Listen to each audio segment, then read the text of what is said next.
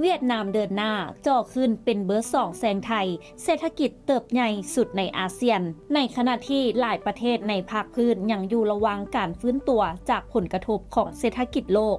บางประเทศกับสามารถปรับตัวได้อย่างต่อเนื่องและวางแผนเดินหน้าทางเศรษฐกิจอย่างจัดแจ้งหนึ่งในนั้นคือเวียดนามที่กำลังถูกจับตาเบิ่งว่าอาจก้าวขึ้นมาเป็นประเทศเศรษฐกิจใหญ่อันดับ2ของอาเซียนตะวันออกเฉียงใต้ในเวลาอีกบ่ดนนี้ตามรายงานของศูนย์ค้นคว้าเศรษฐกิจและธุรกิจหรือ CEBR คาดการณ์ว่าภายในปี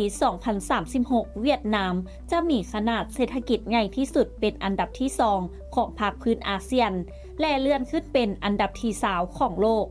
โดยปัจจุบันอันดับที่1ของอาเซียนในด้านขนาดเศรษฐกิจคืออินโดนีเซียตามมาด้วยไทยในอันดับที่2และเวียดนามในอันดับ3แต่ภายในปี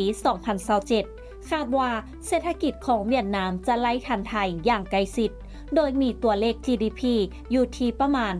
6.90 แสนล้านดอลลาร์ซึ่งจะตามหลังไทยเพียงเล็กน้อยเวียดนามยังตั้งเป้าหมายระยะยาวที่จะเป็นประเทศรายได้สูงภายในปี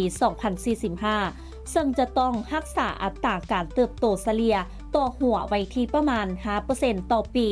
โดยเน้นการขับเคลื่อนผ่านภาคการผลิตการส่งออกและการเข้าร่วมห่วงโซ่อุปทานระดับโลกถึงอย่างใดก็ตามความท้าทายสำคัญก็ยังมีอยู่ทั้งการชะลอตัวของเศรษฐกิจโลกปัญหาสังคมสูงวัยและการเปลี่ยนแปลงด้านเทคโนโลยีภาพรวมเศรษฐกิจเวียดนามยังคงขยายตัวต่อเนื่องด้วยแห่งขับเคลื่อนจากการผลิตการส่งออกและการลงทุนจากต่างประเทศถึงแม้ว่าจะมีความท้าทายจากปัจจัยภายนอกแต่แนวโน้มระยะยาวยังคงแสดงถึงศักยภาพในการเติบโตอย่างมั่นคงนำอบธรรมวงศ์รายงาน